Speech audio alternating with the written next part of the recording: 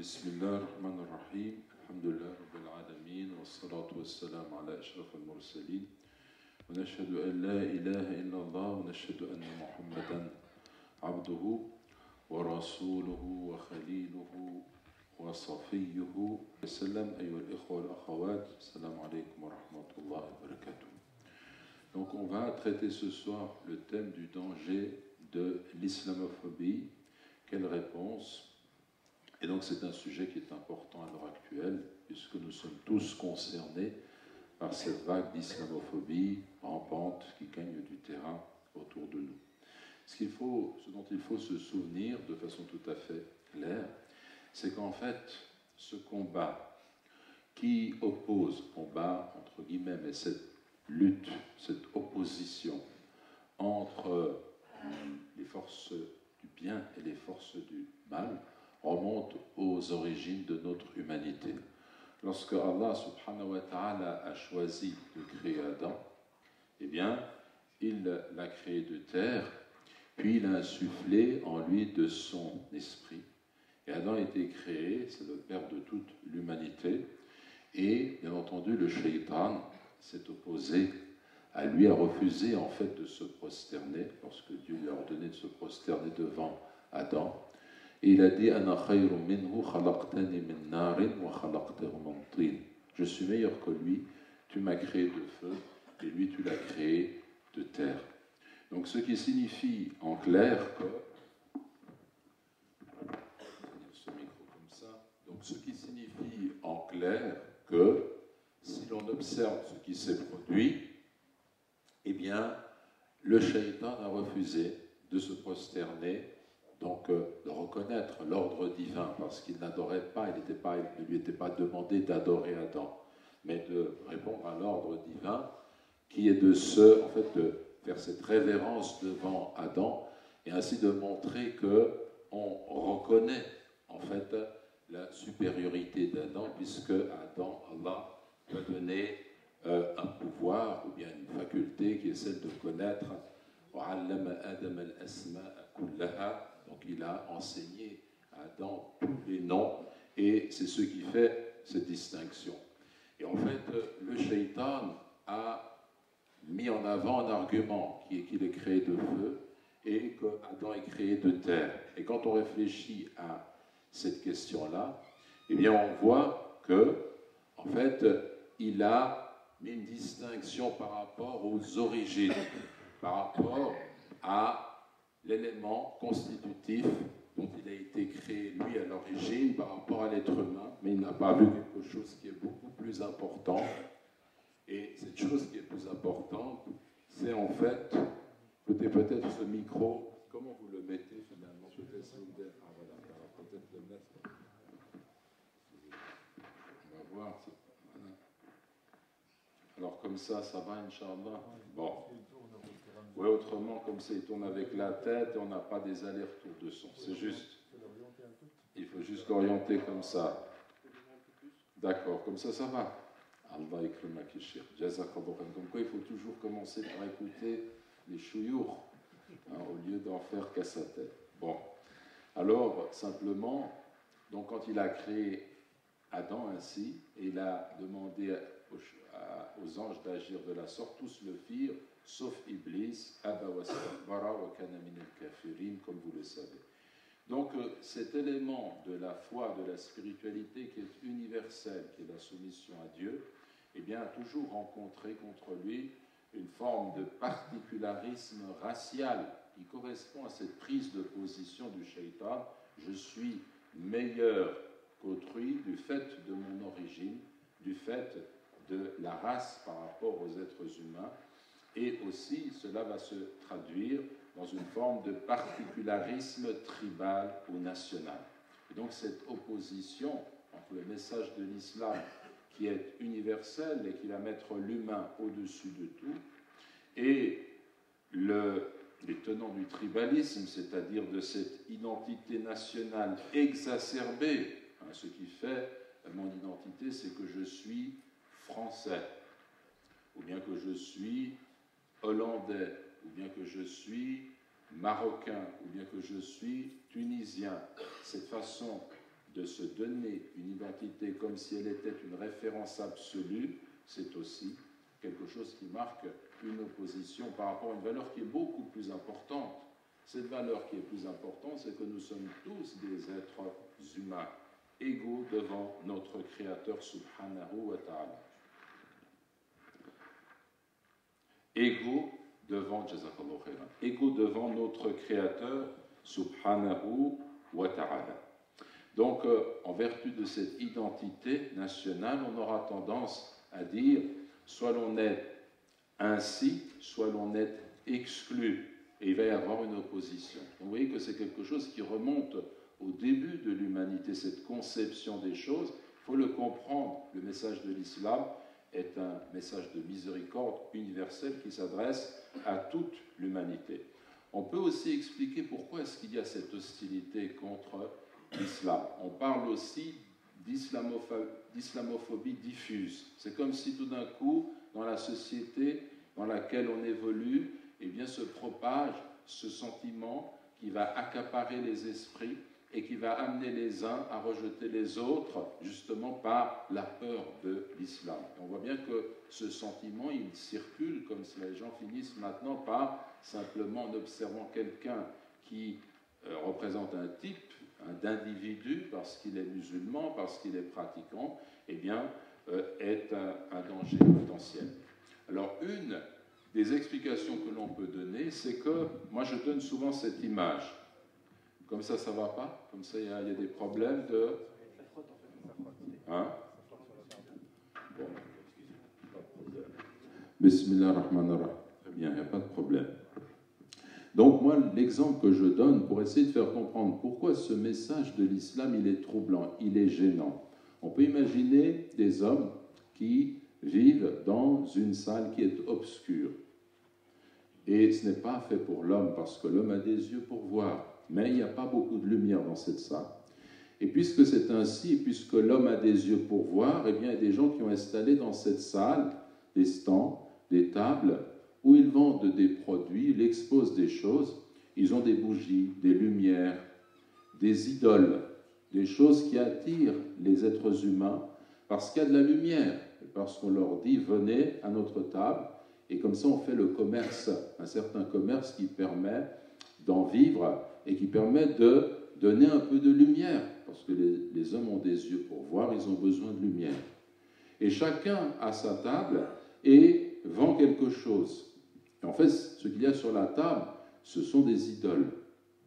Ce sont des idoles de lumière. Et voilà qu'un homme entre dans cette pièce et dit aux gens, mais vous êtes là, qu'est-ce que vous faites dans cette pièce?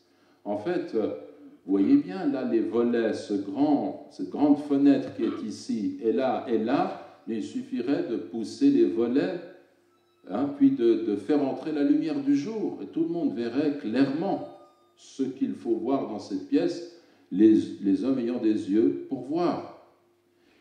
Mais alors, quand il commence à tenir ce discours, les hommes qui sont à leur table et qui vendent leurs idoles, ou qui vendent leurs produits avec les bougies qu'ils ont installées, eh bien entendu, perçoivent le danger et s'opposent à cet homme. Ils veulent l'empêcher de montrer quelle est la vraie lumière.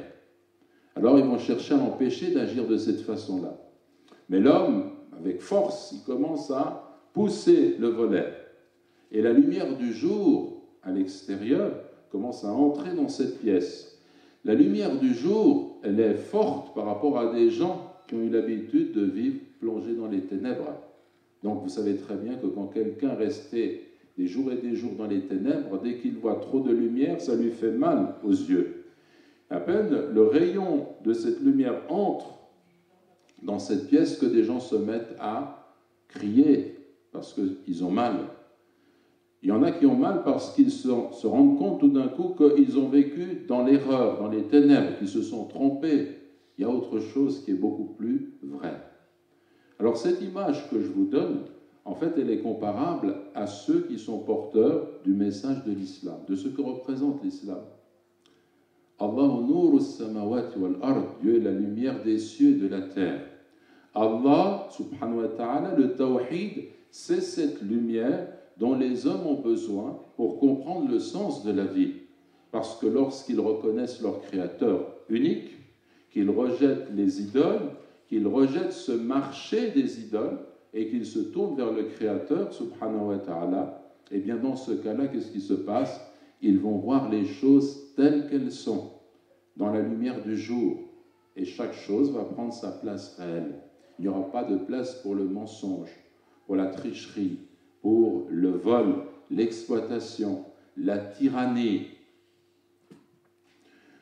Cela, c'est un exemple qui est donné. C'est pour ça qu'on a cette réaction. L'islam fait peur parce que l'islam, il faut le comprendre, est porteur de ce message. Et on a un exemple historique de cela. Lorsque le prophète Mohammed sallallahu alayhi wa sallam arrive et commence à prêcher à la Mecque, qu'est-ce qui se produit? Il se produit que les idolâtres, immédiatement, quand il leur dit « Qulu la ilaha illallah » dites « Il n'y a de Dieu qu'Allah », de Dieu que Dieu, ils comprennent tout de suite le danger pour leur commerce. Parce que dans l'enceinte de la Kaaba, il y a 360 idoles. Et parce que les tribus viennent en pèlerinage et font leur commerce. Et parce que ce marché va être compromis par ce tawhid qui va balayer tout cela. Et cela, c'est l'œuvre des prophètes. Les prophètes sont venus, que Dieu leur accorde à tous la paix et sa miséricorde et sa clémence, justement pour empêcher les hommes de tomber dans l'idolâtrie, de s'égarer et de se livrer au culte de l'or, au culte du veau d'or. Moïse, il a fait la même chose vis-à-vis de Pharaon, puis de son propre peuple, quand il s'est adonné, une partie de ce peuple s'est adonné au culte du veau d'or. Jésus également, on a des récits qui nous disent que quand il était dans le temple, il s'est mis en colère parce qu'il a vu les échoppes, les marchands tout autour du temple et vers le temple, et qu'il a commencé à renverser tout cela parce qu'il était en colère, parce que les hommes, au lieu de se tourner vers le Dieu unique, se sont tournés vers le culte matériel de l'or, de l'argent, du commerce. Ce combat, cette lutte, elle reste la même jusqu'à aujourd'hui. Donc, si l'on considère cela, on peut aussi observer un autre phénomène qui vient avec le temps, celui de l'inversion des valeurs. Vous connaissez tous le hadith de Jibril, et lorsqu'il est demandé d'expliquer quand viendra l'heure, ni le messager de Dieu, ni l'ange Gabriel ne savent quand viendra l'heure. Il lui dit « Renseigne-moi sur ces signes avant-coureurs ». Alors il parle à ce moment-là du fait qu'on verra ceux qui allaient nu-pieds, qui étaient nus, qui étaient pauvres, les bergers, eh bien, lutter d'émulation entre eux pour construire de hautes maisons. C'est une traduction possible. Et on verra la servante mettre au monde sa maîtresse. Et en fait, cela signifie, certains l'ont traduit comme ça, mais on pourrait donner d'autres explications, cela signifie que dans les temps nouveaux, eh bien, au lieu que ce soit les parents qui transmettent le savoir, ou bien qui est l'autorité reviendra aux jeunes gens qui vont se rebeller contre les parents, prétendant qu'ils sont plus éclairés, en refusant la sagesse traditionnelle. C'est un peu ce qui se passe dans les sociétés modernes, dans les familles aussi. Mais on peut aller beaucoup plus loin, parce que quand on analyse chacune des paroles des hadiths, on se rend compte que c'est extrêmement profond. Par exemple, lorsqu'il est question justement de cette servante qui mettra au monde sa maîtresse, eh bien aujourd'hui, on sait que, alors que dans les temps passés, ou bien dans l'ordre traditionnel des choses, on a un savoir traditionnel, millénaire, qu'on va transmettre à nos enfants. Eh bien, ce savoir, il vient des grands-parents, des parents, et les enfants le reçoivent. Mais dans les sociétés modernes, il se produit un phénomène assez intéressant. L'accélération du temps dans le sens que les enfants vont à l'école, et puisqu'il y a des découvertes qui vont de plus en plus vite, ils vont apprendre à l'école ce que les parents, eux, n'ont jamais appris. Par exemple, l'informatique. À un certain moment, on apprend l'informatique, alors que pour les anciens, on n'a pas étudié ça à l'école.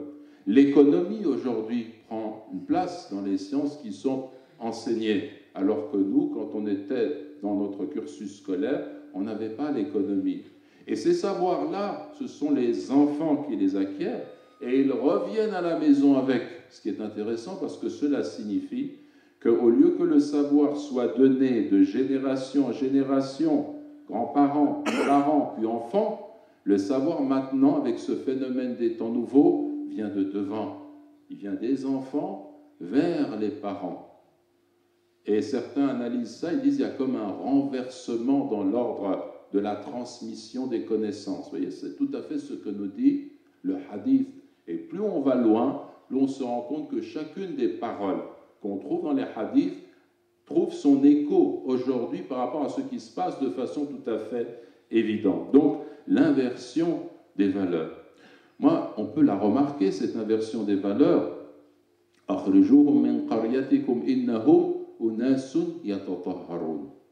Il est dit à 2 reprises dans le Coran au sujet du peuple de Lot qui s'adonnait à l'homosexualité, eh bien, qu'il disait à propos de ce noble prophète, alayhi salam, et de ceux qui étaient avec lui, sortez-les de votre cité. Ce sont des gens qui se purifient. Qui se purifient de quoi? Des rapports, de la sodomie, des pratiques homosexuelles, et qui gardent justement une éthique. À partir du moment où ils n'entrent plus dans votre façon de voir les choses, eh bien, sortez-les. Et ça, pour nous, c'est un indice. Quand dans les sociétés modernes, on commence à admettre des façons de vivre et que cela devient la norme, on a une inversion des valeurs. On sait que les signes de la fin des temps, c'est qu'on verra le soleil se lever à l'ouest au lieu de l'est. On sait que le ma'rouf deviendra le munkar deviendra el ma'rouf. On sait que ces gens qui étaient pauvres, les va-nu-pieds, vont être maîtres de buildings considérables et de richesses considérables. Tout est inversé vers la fin des temps. Et aujourd'hui, il se trouve que le musulman qui est pratiquant en devient suspect. Vous avez remarqué comment ils ont donné les signes de ceux qui posent problème, qui peuvent poser problème dans la société moderne. Ils disent, attention, vous voyez quelqu'un qui s'est converti. Donc déjà, un Français de souche, comme ils disent, se convertit à l'islam. Déjà là, il y a quelque chose qui n'est pas très positif pour eux. Ensuite, si vous voyez que cet individu, eh bien, il ne consomme plus d'alcool. Il ne se rend plus dans certains milieux. Il n'écoute plus de musique ou il ne va plus au cinéma. Il laisse pousser sa barbe. Et ainsi de suite, il pratique cet islam-là. Attention, c'est le signe que c'est quelqu'un qui est un terroriste potentiel. Quelqu'un qui est susceptible aussi de nous dire un jour ou l'autre, j'ai décidé de partir en Syrie ou ailleurs pour le djihad, etc., etc. Les critères qu'ils se sont donnés sont remarquables parce qu'ils font partie justement de cette inversion des valeurs. Pour nous, musulmans, cette pratique de l'islam, elle est noble. Elle révèle que quelqu'un veut vivre selon une certaine éthique. C'est quand même extraordinaire que vous en veniez à avoir une attitude critique, à rejeter cette idée que nous voulons un individu qui soit propre moralement, qui fonde une famille selon les normes, un homme, une femme, une famille, et qui tienne à ce que le foyer respecte un certain nombre de normes, et qui se réfère aussi au fait qu'on ne consomme pas n'importe quoi, qu'on ne va pas avec n'importe qui, qu'on ne fait pas n'importe quoi, et qu'on se tient à des principes qui sont des principes révélés, et pour nous, et dans le Coran et dans la Sunna. Donc ça aussi, c'est quelque chose qu'on peut relever. Le deuxième point que j'aimerais évoquer avec vous, c'est cette question de l'islamophobie. Est-ce que l'islamophobie, c'est une forme de racisme? Et là, c'est un point qu'il faut éclairer. Pourquoi? Parce que quand vous allez, vous, discuter avec les identitaires, avec des gens qui s'opposent à nous, qui rentrent dans toutes sortes de débats, ils vous diront, vous vous trompez. Quand on parle, par exemple, de l'antisémitisme, on s'oppose aux Juifs en tant que c'est une race. Quand vous dites islamophobie, la peur de l'islam, l'islam, ce n'est pas une race, c'est une religion. Et là, très souvent, le musulman ne sait pas quoi répondre, parce qu'effectivement, c'est une religion, l'islam. Et ça veut dire que si je m'oppose à l'islam, j'ai le droit de le faire, ça ne veut pas dire que je suis raciste, que je suis raciste. Et là, Et là, il faut être clair. Si l'islamophobie, c'est du racisme, et selon la loi, et selon leur propre texte. D'abord, j'aimerais vous citer un passage qui est de Thomas Deltombe, une tribune signée le 1er novembre 2013, où il parle de cette islamophobie. Car telle est la fonction de l'islamophobie, encoder le racisme pour le rendre imperceptible, donc socialement acceptable. Et puis, il nous dit également, mais on diffuse à flux continu des reportages où se déverse un magma confus de musulmans, d'islamistes et autres communautaristes. Ainsi encodé, donc on ne parle pas de l'arabe, du bougnoul comme il le dit, mais justement du musulman, de l'islamiste. Ainsi encodé, ce racisme raffiné, produit dans les beaux quartiers, imprimé dans les journaux, mis en scène à la télévision, propagé sur Internet, se dissémine dans toute la société. Il parle de racisme, et c'est réellement cela. Simplement, on ne va pas dire l'arabe, on va dire le musulman. On va s'attaquer à sa communauté. Très bien. Regardons maintenant quelle est la définition juridique de la discrimination raciale. Par discrimination raciale, on entend un traitement inégal, une remarque ou un acte de violence commis dans l'intention de rabaisser une personne sur la base de son apparence physique. Ils ont donné le terme apparence civique pour dire en fait la race, parce qu'ils savent que la question de la race, le mot race, c'est une question qui est discutée. Est-ce qu'il y a des races ou pas? On en parle. Mais en tout cas, on va se livrer à une forme de discrimination sur la base de son apparence physique. Mais écoutez, ou de son apparence à une ethnie, une nationalité ou une religion.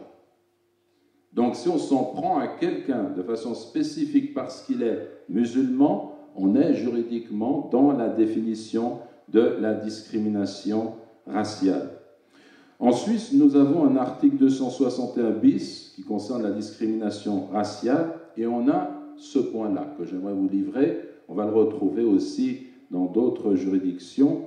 Celui qui aura publiquement, par la parole, l'écriture, l'image, le geste, par des voies de fait ou de toute autre manière abaissé ou discriminé d'une façon qui porte atteinte à la dignité humaine une personne ou un groupe de personnes, écoutez bien, en raison de leur race, de leur appartenance ethnique ou de leur religion, ou qui, pour la même raison, niera, minimisera grossièrement ou cherchera à justifier un génocide ou d'autres crimes contre l'humanité, etc., bien, il va encourir une peine pécuniaire ou bien ils peuvent être privés de la liberté pendant 3 ans. Je vous résume le reste plus loin de l'article. Mais c'est pour vous dire, vous avez très clairement le fait que la religion entre dans le cadre de la discrimination raciale. Donc l'islamophobie est un crime. L'islamophobie est une forme de discrimination raciale. Il faut en avoir conscience. Le danger de l'islamophobie maintenant, effectivement, il y a des signaux d'alerte qui nous viennent un peu de partout. Et là, j'ai en fait un livre d'Edoui Plenel que vous avez probablement déjà peut-être consulté, vous en avez entendu parler. Et dans ce livre qu'il a appelé « Pour les Juifs », cela fait allusion à un article que l'écrivain Zola avait écrit qui était pour les Juifs. Lui, c'est pour les musulmans, bien entendu. Et il va nous faire comprendre une chose, c'est qu'il y a un parallélisme entre ce qui s'est produit dans les années 30, lorsque progressivement on s'en est pris à la communauté juive, et ce qui se produit aujourd'hui. Il nous dit très très clairement, attention, il y a un danger qui est réel, qui nous concerne tous.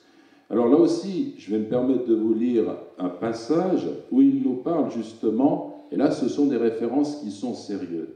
En 2013, la Commission nationale consultative des droits de l'homme affirmait, je cite, « Si on compare notre époque à celle de l'avant-guerre, on pourrait dire qu'aujourd'hui le musulman, suivi de près par le maghrébin, a remplacé le juif dans la représentation et la construction d'un bouc émissaire. » Bouc émissaire. C'est-à-dire que le musulman vraiment est visé pour cela.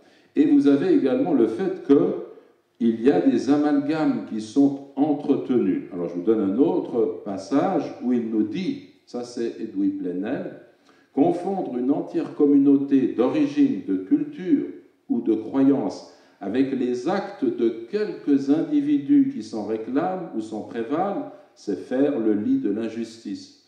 Et laisser s'installer ces discours par notre silence, c'est habituer nos consciences à l'exclusion en y installant la légitimité de la discrimination et la respectabilité de l'amalgame. Donc vous avez là des propos qui sont tout à fait clairs et qui vous montrent qu'il y a des confusions, qu'on s'en prend à une communauté qui est la communauté musulmane et qui devient, en fait, qui est visée directement. Pourquoi? Tout simplement parce que c'est la communauté musulmane.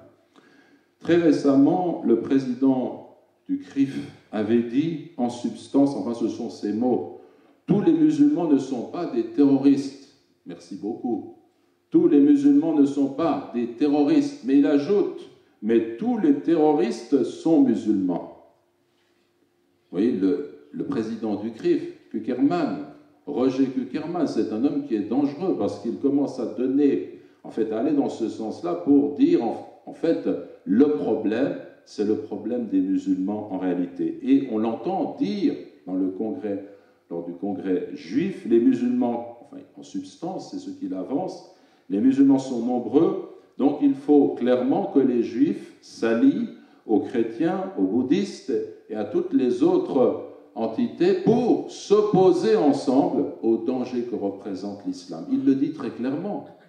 Il le dit très très clairement. Ce sont ses propos. Il avance ça vraiment à visage découvert. Donc c'est un homme, effectivement, je le répète, dangereux. Et même il nous dit aujourd'hui, je ne reproche rien à Marine Le Pen. C'est très intéressant ça, de voir que cet homme, président du CRIF, qui est censé mener un combat contre l'antisémitisme, eh bien, reconnaître, dire que Marine Le Pen n'a rien à se reprocher, alors qu'elle est la fille, en fait, de quelqu'un qui s'est illustré par des positions antisémites claires. Mais, bien entendu, elle a adopté, elle, une attitude qui est différente. Et là, on doit s'arrêter un instant pour nous poser un certain nombre de questions. Comment expliquer ce rapprochement entre le sionisme et les partis d'extrême droite, pas seulement en France, en Europe? Il y a un rapprochement qui est fait et qui montre que ces gens-là estiment désormais qu'ils ont des intérêts à partager. Et pour ce faire, j'ai donné il y a déjà quelque temps, il y a une année, une équation qui nous permet de comprendre un peu la situation qui est la nôtre. Je vous livre cette équation. D'abord, le premier terme de cette équation, ce sont les lobbies financiers, les oligarchies transnationales. Aujourd'hui, nous devons comprendre que ceux qui nous gouvernent, ce ne sont pas les partis politiques, ce ne sont pas les élus, c'est ceux qui sont derrière les élus.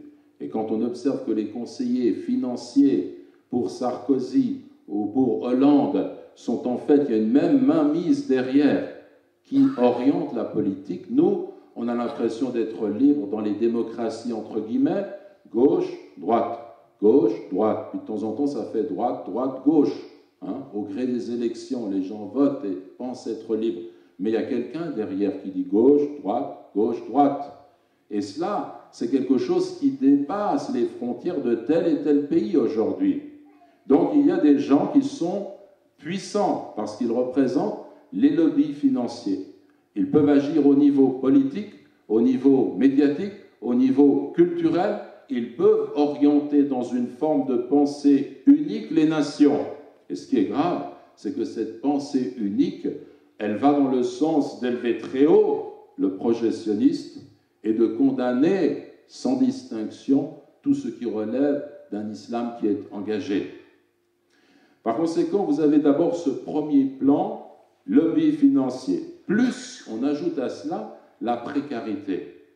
Parce que la précarité, les crises, vous avez vu ce qui s'est passé en Grèce, ce qui se passe en Europe, en Espagne, et en fait ce climat de crise qui va grandissant, le fait que les États sont endettés, on nous parle de la dette qui ne finit pas de grimper, et remarquez une chose, c'est qu'on nous dit la dette, mais on ne dit pas les créanciers. Quand il y a une dette, il y a une créance. Quand il y a quelqu'un qui est endetté, il y a des créanciers. Est-ce qu'on nous parle dans les médias de ceux à qui on doit cet argent. Jamais. On parle toujours de la dette. C'est intéressant parce que ça nous montre qu'on nous prend pour des idiots. Et que de cette façon-là, on permet d'aller dans ce système-là. Et les gens tombent dans un climat de crise. Et ce climat de crise, il est voulu, il est organisé. Pourquoi?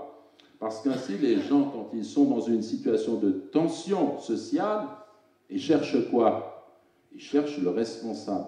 Et comme on ne leur laisse pas la possibilité de comprendre que le responsable, c'est le créancier, c'est l'homme qui fait de l'argent avec de l'argent, l'usurier, le banquier.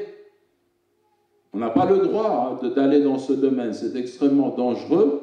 Eh bien, on va chercher d'autres personnes. Et là, ils sont assez malins pour faire en sorte qu'au niveau politique, ils aient leurs pions qui vont dire attention, islamisme, attention, les musulmans. Et dans la presse, ça va être la même chose. On va s'attaquer à l'islam pour dire le bouc émissaire, comme je viens de le lire ici, eh bien, ce sont les musulmans désormais.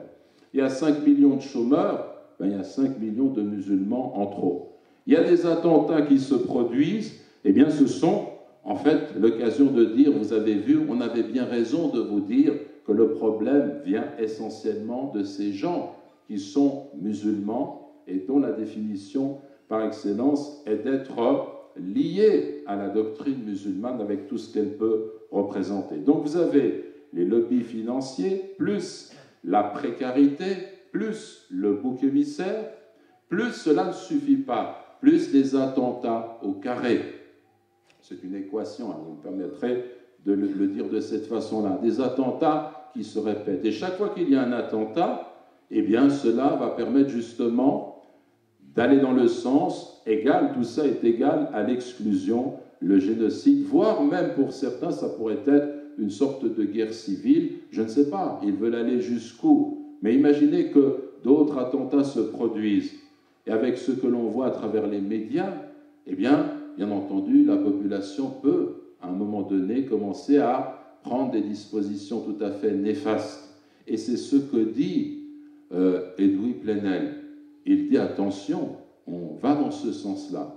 Alors, lisez son livre, je ne peux pas vous donner tous les extraits, mais il y a des extraits qui sont tout à fait éloquents et qui montrent que c'est exactement ce qui est en train de se passer maintenant progressivement. On a vu ce que cela a donné avec les Juifs.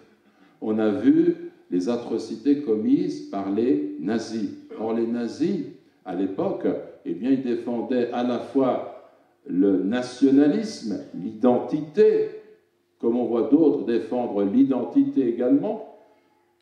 Et puis, ils ne sont pas français, la France aux Français. Et puis, vous avez d'autres bien qui vont aussi, ça c'est l'identité nationale, et puis vous avez aussi le social, c'est-à-dire le fait de venir en aide à tous ceux qui sont dans la précarité précisément, dans la détresse. Il faut résoudre le problème en écartant tous ceux qui posent problème, en l'occurrence ici pour eux, les musulmans. Alors finalement, lorsqu'on parle de ces attentats, par exemple, au carré, eh bien on voit qu'ils sont utiles aux hommes politiques.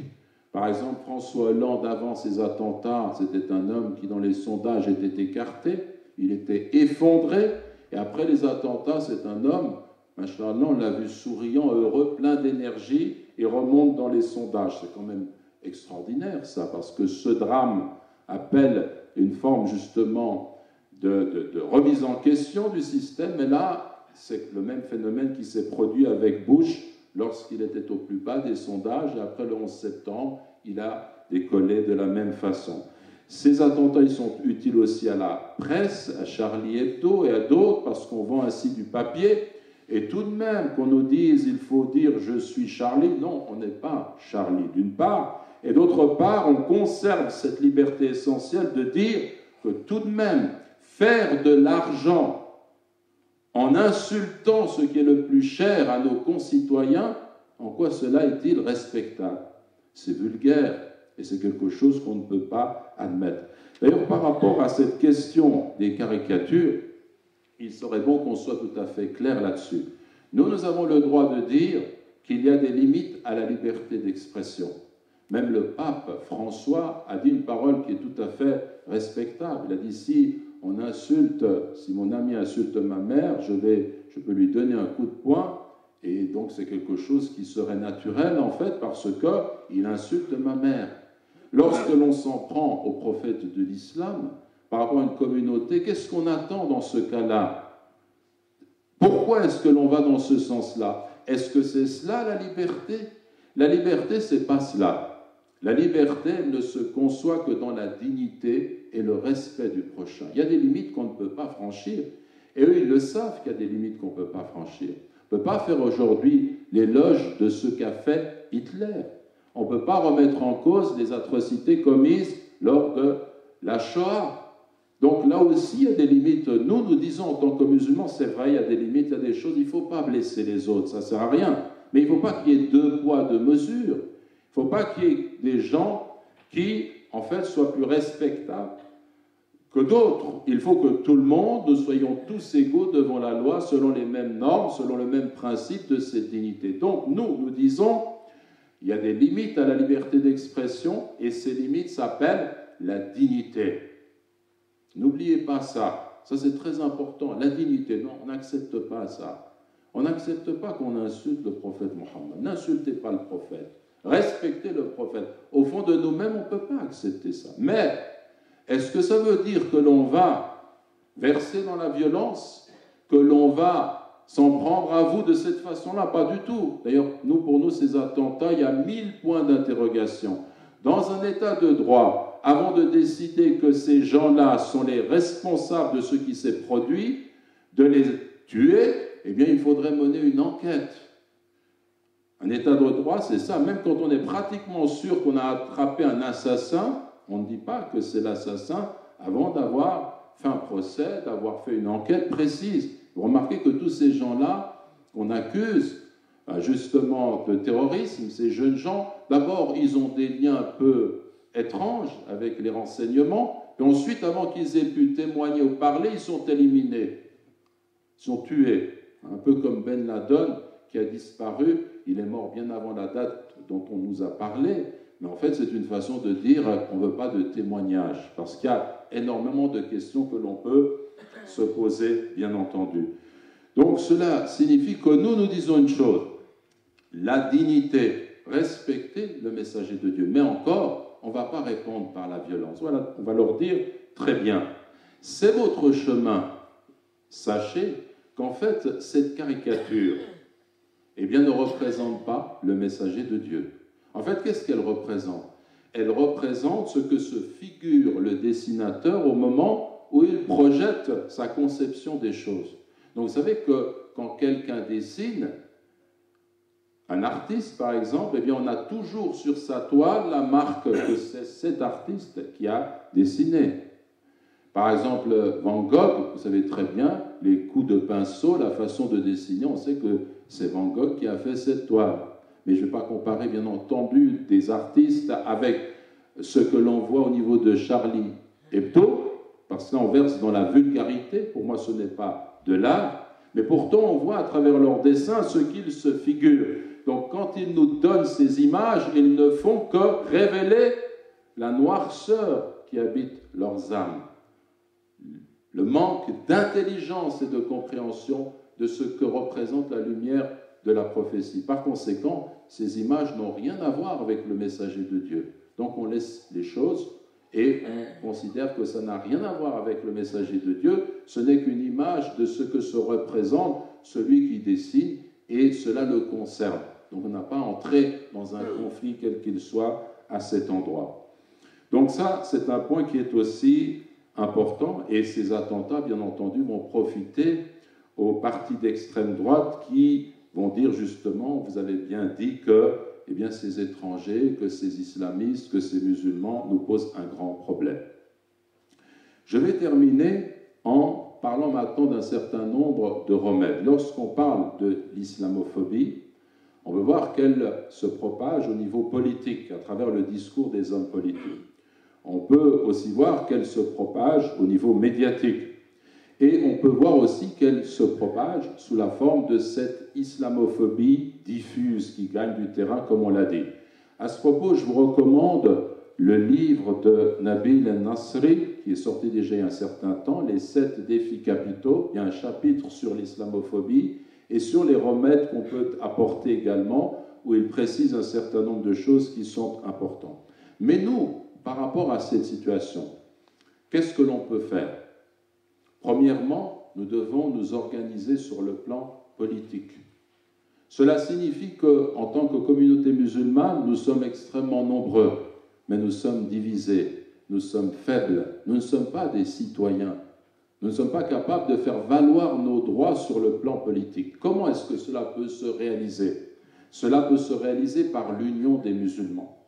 Et moi, je vous appelle ici, je sais qu'il y a déjà des tentatives qui vont dans ce sens, et d'autres à Besançon et d'autres dans d'autres régions de France. Ça se fait maintenant un peu partout. On commence à prendre conscience de cette responsabilité, à faire en sorte que vous ayez des unions d'organisations, quel que soit le nom donné, peu importe le nom, l'important, c'est que ce soit qu'on aille dans le sens de l'union des musulmans, avec ces musulmans qui sont représentés, qui se retrouvent, qui apprennent à surmonter leurs différends et qui parviennent à trouver ce point d'intersection entre toutes leurs organisations, en tout cas le plus grand nombre possible, parce qu'il y aura toujours une partie des musulmans qui vont se tenir ou qui va se tenir à l'écart, mais il faut chercher à réunir le plus grand nombre de mosquées, d'associations, de trouver le point d'intersection, de ne pas faire nécessairement une association fêtière qui domine le tout, ce n'est pas possible, mais le point d'intersection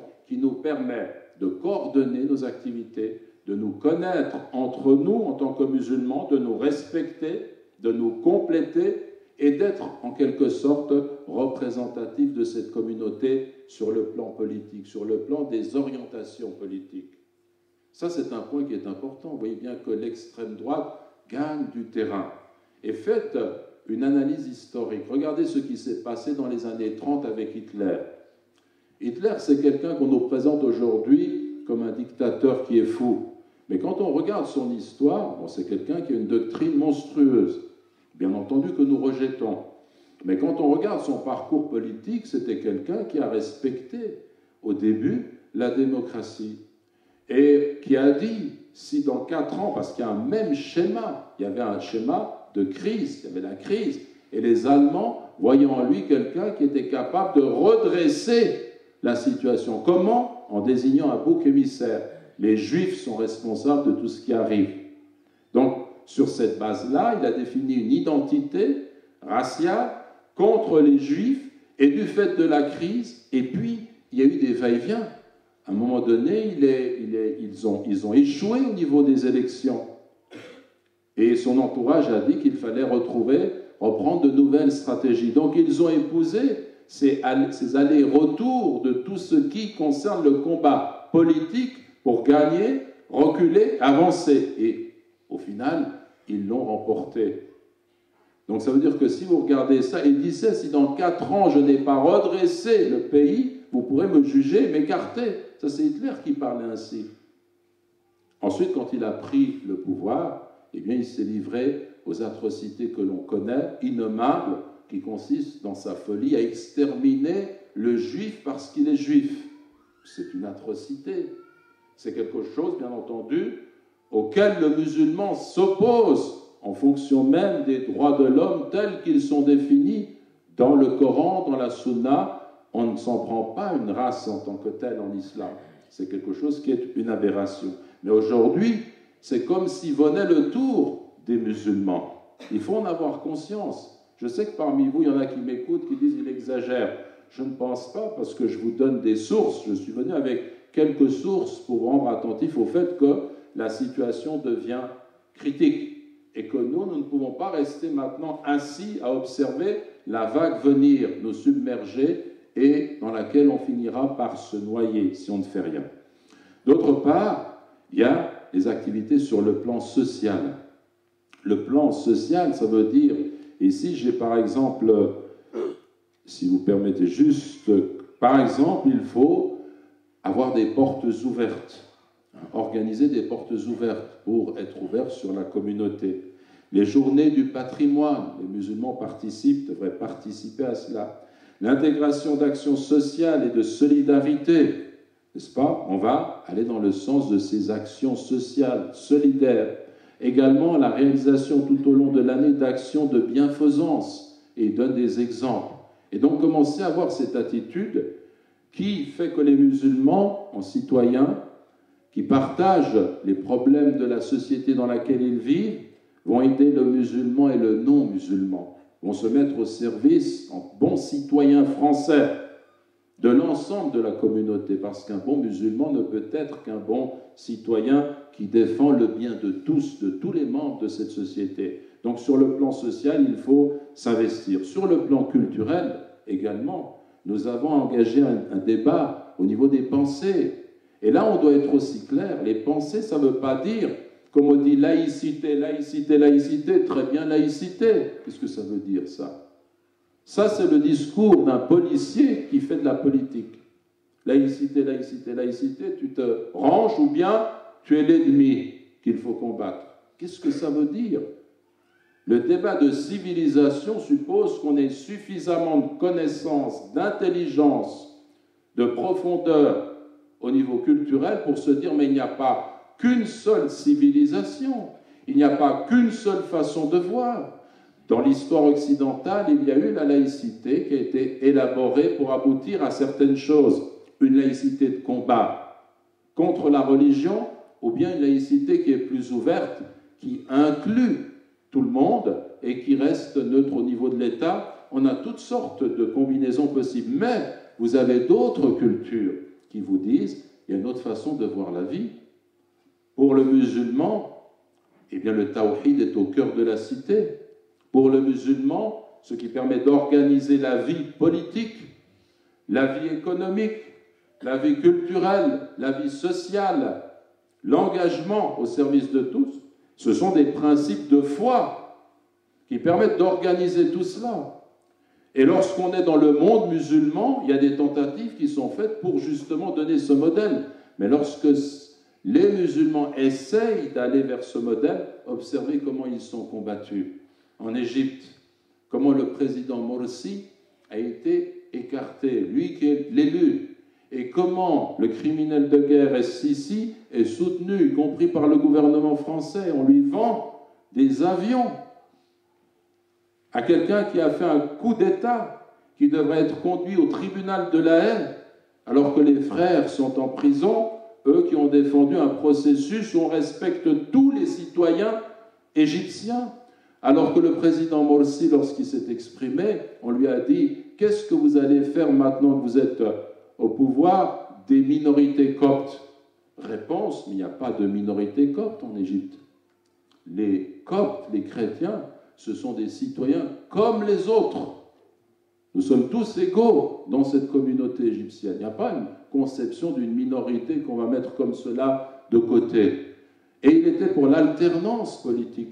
L'idée qu'il va gouverner un certain temps, on lui a dit « Pourquoi est-ce que vous n'êtes pas au palais présidentiel ou restez chez vous ?» Il a dit « Parce que je sais que je ne vais pas rester là longtemps. » Donc dans le sens, je ne vais pas m'installer ici. Quelqu'un d'autre viendra après moi. Moi, je suis là pour gouverner, pour travailler, pour servir le peuple.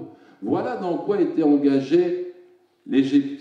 Et voilà maintenant que le monde se retourne contre nous parce qu'ils ne veulent pas précisément que nous puissions montrer un modèle concret de ce qu'est une organisation, un État islamique. Un État islamique qui n'a rien à voir, là aussi, bien entendu, avec Daesh et avec toutes ces atrocités commises, parce qu'on va utiliser ce terme, là aussi, pour tromper l'opinion publique et pour faire en sorte qu'on ne comprenne plus rien. Mais, bien entendu, autre chose, le modèle islamique, respectueux des minorités, entre guillemets, respectueux de tous les êtres humains, autre chose, un mouvement qui s'illustre aujourd'hui par les atrocités qu'il commet. Donc il y a aussi, sur le plan culturel, à engager un dialogue qui montre quelles sont les valeurs de l'islam et qui disent qu'il y a un autre modèle, une autre façon de voir, tout en inscrivant notre action dans le cadre des valeurs de la République, des valeurs de la laïcité qui sont celles dans lesquelles nous évoluons, mais tout en engageant le dialogue en disant qu'il y a d'autres possibilités, d'autres façons d'envisager toutes ces questions. Et puis vous avez bien entendu un combat sur le plan juridique, c'est-à-dire que cela est mené à travers un certain nombre d'associations de faire en sorte que chaque fois que les musulmans sont agressés, on puisse réagir sur le plan juridique pour défendre leurs droits.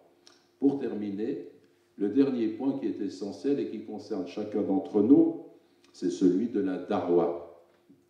Chacun d'entre nous a l'obligation de se poser la question, dans quelle mesure est-ce que je suis le témoin de l'islam? Dans quelle mesure est-ce que je suis quelqu'un qui, au lieu d'être passif, est engagé et porte ce message de l'islam à autrui pour le faire connaître?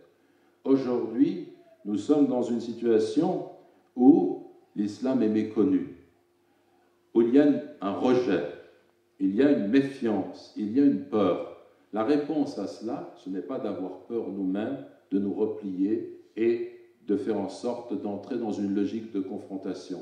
La réponse à cela, c'est que chacun d'entre nous, en tant qu'individu, se dise « Qu'est-ce que je vais faire maintenant pour que ce voisin, ce collègue, ces gens autour de moi commencent à comprendre ce qu'est l'islam? Quelles sont les méthodes de la darwa ?» Et là, la darwa ne se fait pas comme cela du jour au lendemain. Elle réclame de la patience. Le messager de Dieu, sallallahu alayhi wa sallam, lorsqu'il était agressé à la Mecque, eh bien, il est resté un certain nombre de temps à faire sa prière alors qu'il y avait encore les idoles dans la Kaaba et il n'a pas demandé à ses compagnons de renverser alors les idoles. Ce n'était pas le moment.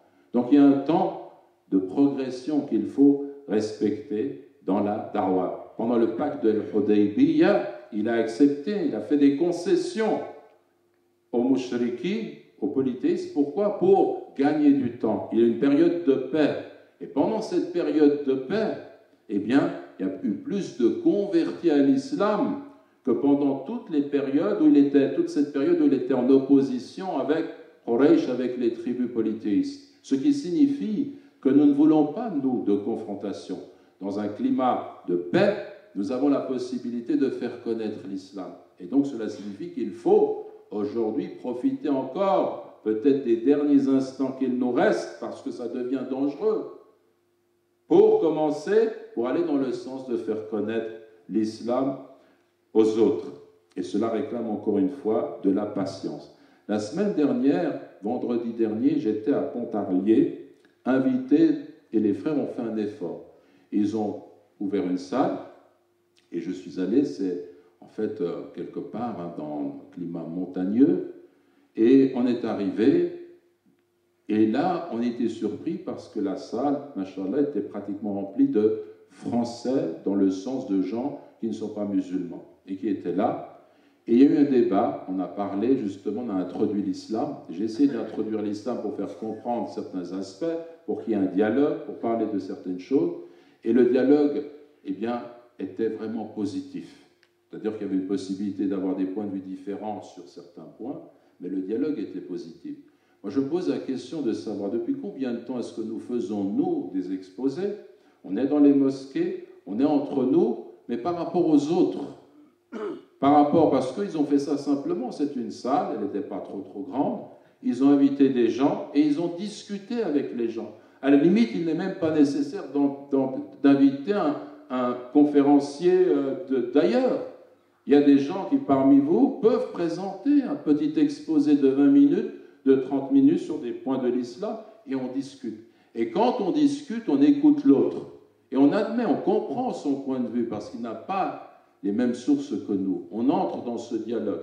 Vous voyez ce que je veux dire? Ça veut dire que quand la chose est faite ici et là, on commence à développer ce type d'activité de débat, de culture, eh bien on est sur la bonne voie. La culture, c'est aussi les arts. On peut développer la poésie, on peut développer le théâtre. Le théâtre, ce n'est pas quelque chose qui est haram.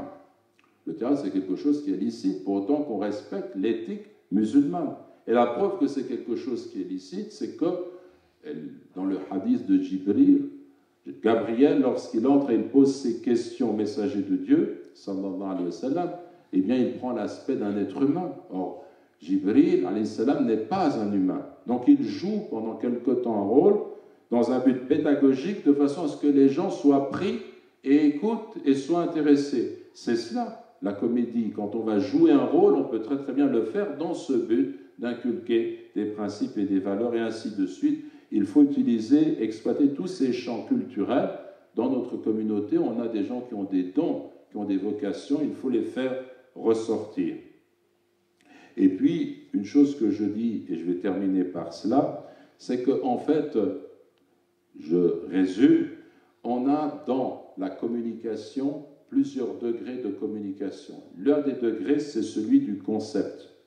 Le concept, c'est le terme que j'utilise pour discourir. Quand je vous parle, par concept, en utilisant des mots, vous m'écoutez et cela réclame de vous une réflexion pour suivre le propos, comprendre, analyser, vous faire votre opinion. Donc cela réclame un effort. Une autre façon de communiquer, c'est l'image. Si je vous montrais maintenant, tout d'un coup, je peux vous parler de la Syrie, vous dire, voilà ce qui se passe. Mais si je vous montre quelques images de ce qui se passe dans l'endroit à propos duquel nous parlons, l'image va être forte, va être parlante. En fait, nos ennemis ont compris qu'il faut utiliser surtout des images, surtout des propos grossiers, parce qu'on vit sur le registre de l'émotion. On confond ce qui est vrai et ce qui relève du cinéma, de choses, de montage, de trucage, de choses que l'on présente comme étant vraies. En fait, c'est un montage et c'est des choses qui sont fausses. Or, justement, par rapport à ces images, ce matraquage médiatique qui reviennent constamment d'atrocités, de violences, etc., nous, on n'a pas les moyens, on ne dispose pas de moyens pour aller contre cela.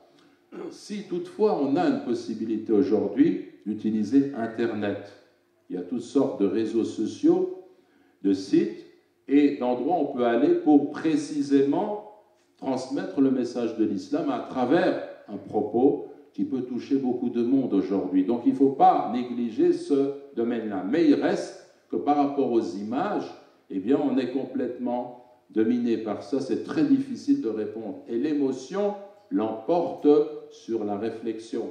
L'image l'emporte sur le discours. Bien. Donc qu'est-ce qu'il nous reste? Il y a un troisième vecteur de la communication, ce sont les relations humaines. Ça veut dire qu'un musulman peut très bien se dire, bon, maintenant je comprends que mon devoir, c'est d'avoir des relations avec mon entourage. Tel voisin, telle personne, eh bien, je tisse ces relations humaines. Et je vais porter ce message d'amour à autrui. Je vous pose la question. Ce message de miséricorde, ce message qu'est l'islam pour chacun d'entre nous, est-ce qu'il doit rester à notre niveau? C'est pour cela qu'il nous a été donné, pour qu'il reste pour moi. Je vis l'islam, je comprends l'islam, j'approfondis ma foi, j'étudie, je prie, et puis ça reste à mon niveau, et toute ma vie ça va rester comme cela? Ou bien est-ce que Allah attend de moi que je prenne la responsabilité qui est la mienne de le transmettre à autrui? Et le transmettre, ce n'est pas nécessairement de faire de grands discours. Le transmettre, c'est un sourire, c'est un lien, c'est d'inviter quelqu'un à boire le thé, à manger, et puis de lui donner justement une idée réelle de ce qu'est l'islam, et de tisser ces liens. Or, ce lien entre chacun d'entre nous et notre entourage, il est plus fort que l'image. Celui qui voit des images, mais qui a un bon voisin, qui a un bon collègue, sa relation humaine est plus forte que ce que livrent les médias. Donc on dispose ainsi d'un outil qui est considérable, d'une méthode qui est importante, à laquelle il faut réfléchir. Réfléchir, ça ne veut pas dire simplement au terme de cet exposé qu'on s'en retourne avec une idée. Parce que si c'est cela, autant rester chez soi. Ça veut dire que chacun d'entre vous, avec les responsables qui organisent ce type de rencontres, avec les associations auxquelles ils appartiennent, commence à réfléchir pour mettre sur pied des stratégies de communication qui vont justement illuminer les gens autour de nous, faire prendre conscience à ces gens de la beauté de l'islam, de la beauté du message prophétique, de la miséricorde qu'a transmis notre prophète sallallahu alayhi wa sallam, de l'humanité qui habite l'islam de part en part. Ça, c'est l'islam. C'est cette lumière dont on a parlé tout à l'heure, et chacun peut la voir, mais encore faudrait-il la transmettre. Inch'Allah, wa jazakumullahu khayran, walhamdulillah rabbil alamin, wa salatu wa salam ala ashraf al-mursalin.